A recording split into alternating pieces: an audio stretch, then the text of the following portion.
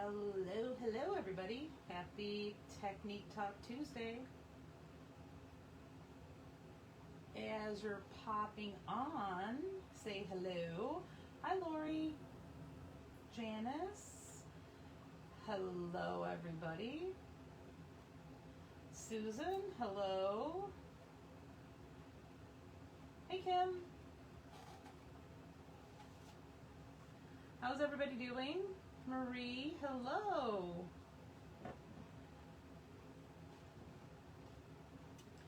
Everybody doing good on this Tuesday? Enjoying this little bit cooler weather? Yeah, let me know who's here. And we're going to get started in a minute. So far in our coloring series, we talked about colored pencils last week and distress crayons the week before. Today we're going to talk about using distress ink to watercolor. So give it a minute, let some other people pop on. Let me know who's here.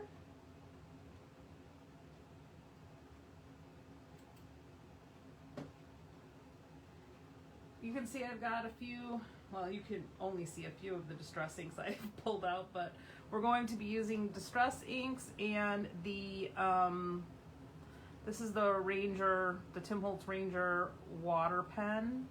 It really is the best one that I found, and I have really tried all the ones I've ever seen. I usually buy one and try it. And I always come back to this one. A lot of the other ones seem to leak on me. So I don't ever have any leaking problems with this one.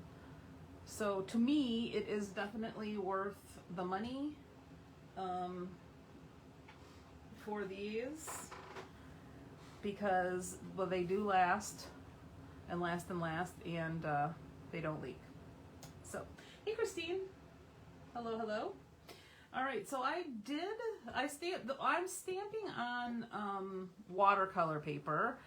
You can use distress heavy stock. I had a couple sheets cut, but I tested them, and they are some of the not good paper. I don't know if anybody's heard about that, but if you just take some water and do a little dab in the corner, just to test it. If it starts to bubble and look like it's got acne, then it's not good for water techniques.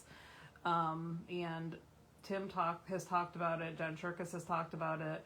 If you so desire, you can contact Ranger, but it's perfectly fine for ink blending. So I just let that dry, the little dab of water I put on there, I let it dry and I put it aside and use it for ink blending, which it's perfect for. But anyway, this is the distress watercolor paper. I like to use the flat side.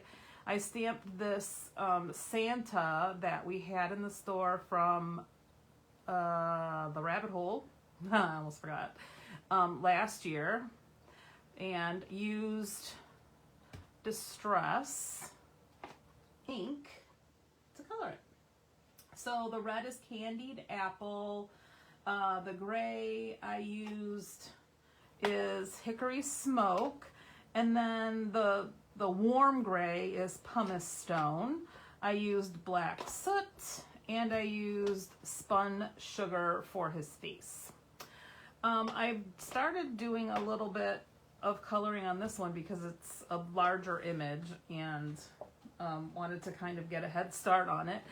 But what I typically do, and you can use the regulation size, as Tim calls them, stamp pads, or the minis, it doesn't matter. What I like to do when I get started is, and this is a very technical term, I like to just smoosh a little bit of ink on my mat. Just a little smooshing. I'm just going to do his nose here. So then I just take my water pen, which I've primed a little bit with water, which when I prime it, you just need to press the press the brush.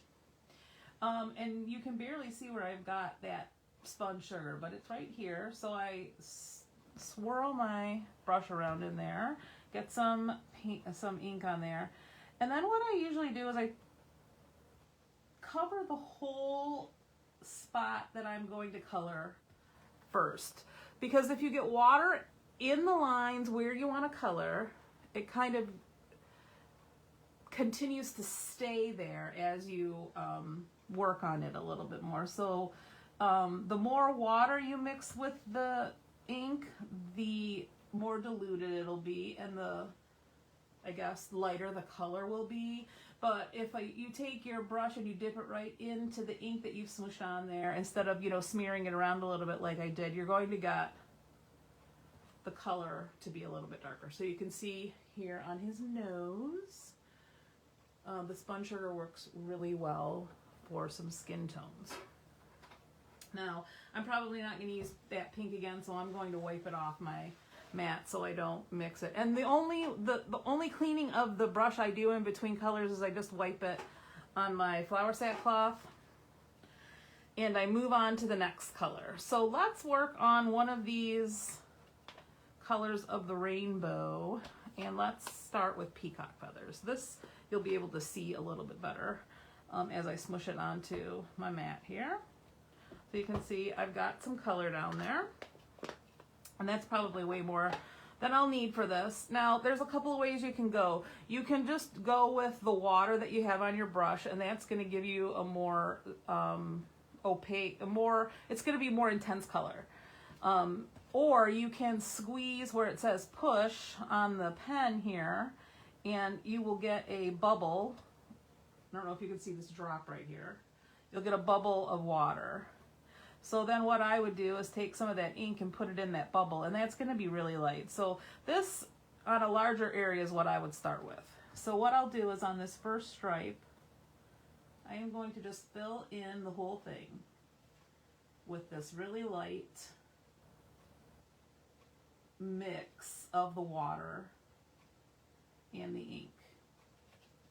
All right, now as it stays wet, you're still going to get movement, so keep that in mind. And now what I typically do is, especially on a stamp like this, you can see it's got the little dots to kind of give it some shadow and texture. That's usually where I'll take a more intense color and I'll just see, and you can see when you just touch the color on, it kind of spreads. I'm going to try to hold it up and not make a mess so that you can see. But can you see how it does that as you're touching it? That's because it's wet. All right, so then I'll just water it. I kind of have a couple of different areas. I've got really watered down, sort of watered down, and not watered down at all. So I'm going to take the sort of watered down, and I'm going to add some more color here in my rainbow stripe. Now, if you're going to move on to the next color, I would either take a second and hit this with your heat gun or skip a row or a stripe, because if you go right next to it and you touch this blue with whatever you're doing next, they're going to blend together. And in some cases, that's exactly what you want, and it's a beautiful technique. Maybe not so much since you're coloring in a stamped image. So I'm going to hit this with the heat gun. It really will only take a quick second. And this is also the opportunity that you could then do another layer of color if you wanted to as well. All right, but I kind of like that. So what I'm going to do next is take, this is picked raspberry. That one is really juicy. So I'm going to do the same thing. I'm going to wipe off my brush here, get the blue off. It's because it's a synthetic brush that the color just comes right off. So you really do only have to wash it, and you can get away with just using the same watercolor pen. All right, so I've got my water dot here. I'm going to take a little bit of the pink, and that's going to be my more watered down version, right? And I'm just double checking to make sure it's dry. Yes. All right, so then I'm going to do the same thing again. I'm going to color in the whole stripe.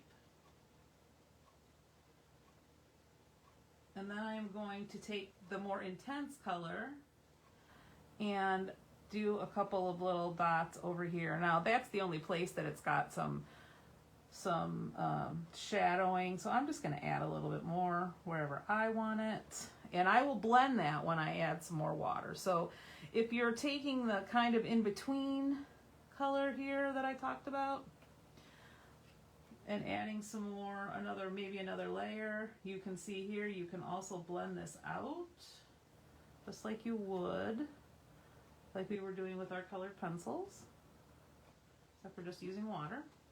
All right, and that is what it looks like so far, and it will change as it dries.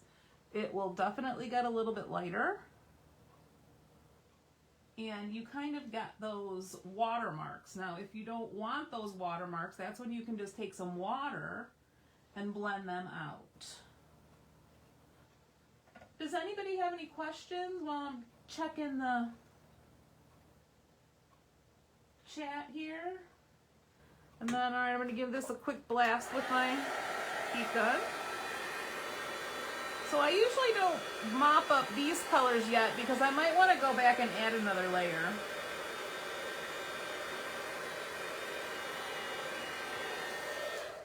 After it dries. So you can kind of see how it lightens up a little bit. And you see how you kind of get that nice watermark there. That gives it some really nice shadowing and texture. So let's do Twisted Citron for some green. I'm gonna wipe off the pink. Squeeze a little drop of water out. Now if you didn't want to squeeze a drop of water, you could take your handy dandy distress sprayer and just spray a little bit of water. All right, so same. I'm gonna put down some color in that entire, we gotta go around his beard there, that entire stripe.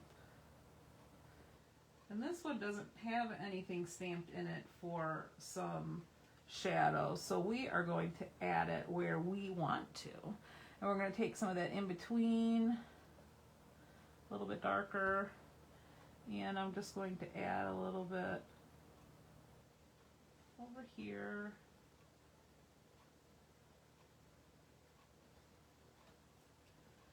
And maybe some over here. It really is up to you, and there's no right or wrong way to do it. It's fun coloring with the water brush and the inks, isn't it, Gabrielle? And it's a great way, another great way to use your inks. So not only for blending and stamping, but for coloring, which is why Distress inks, being as water reactive as they are, make it so fun. All right, you're going to wipe that off. Now I can see that it's not dry here. Give me 1 second.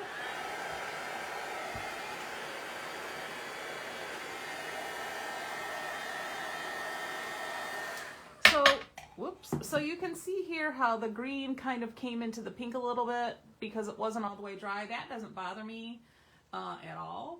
But that is what I was talking about. If you're putting two wet colors together, that's kind of what starts to happen. So let's do Saltwater Taffy next. We'll put that right there. A little drip.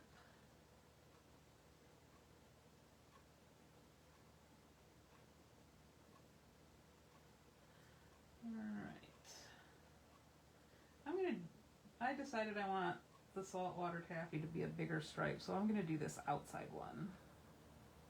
I haven't used this color in a long time, and I really like it. I really have enjoyed the latest Distress colors. I especially like the Uncharted Mariner. I seem to put that on everything. All right, so I put my line down there, right? And I'm going to the in-between here. Now you can see there's a lot of places where there's the little dots to give some shadowing here. So we're just going to color those a little darker. And look at how awesome the Saltwater Taffy looks on that. Isn't that nice? And then you could also, if you didn't like that it was such a drastic darkness, you could blend it out a little bit and it will lighten up a little bit when it dries. All right, so that is coloring, watercoloring actually, with your distress inks. Any questions? If anybody joined us in the middle, don't worry, we'll have the replay up. You can catch it from the beginning. So I'll give you a minute to ask any questions. I'll also say that the Lawn Fawn release is the day after tomorrow, Thursday the 25th. So I'm excited for that. All the new Lawn Fawn stuff that you've been watching on the Lawn Fawn blog will be in the store. We are also doing a class on Saturday, Fall and Winter Mice, using 2 of the new stamp sets. Absolutely awesome. Look, here's a peek. I'm going to give you a peek of one of the cards we're doing. Oh, that's a slim line with absolutely awesome. And then we're also using Snowball Fight. We're also using a standalone die that hasn't been peaked yet. So we'll be creating a platform pop-up with one of the standalone dies. So the sign-ups for that class, there are still seats. That's going to end up closing tomorrow because I need to make sure that I have kits available. So if you wanted to join us for that class, it's the 27th from 2 to 4-ish, 2 to 4:30, something like that. So if you're interested in that, get signed up. And I don't see any questions, so I am going to say adieu. Have a great Tuesday evening, everybody, and we'll see you in the store very soon. Thank you so much for joining us. And, of course, as always, all the things that we're using are available in the store. And if we don't have them in stock, you can get yourself on the wish list. All right, everybody? Thanks so much for coming in. Hey, Susan. Thank you.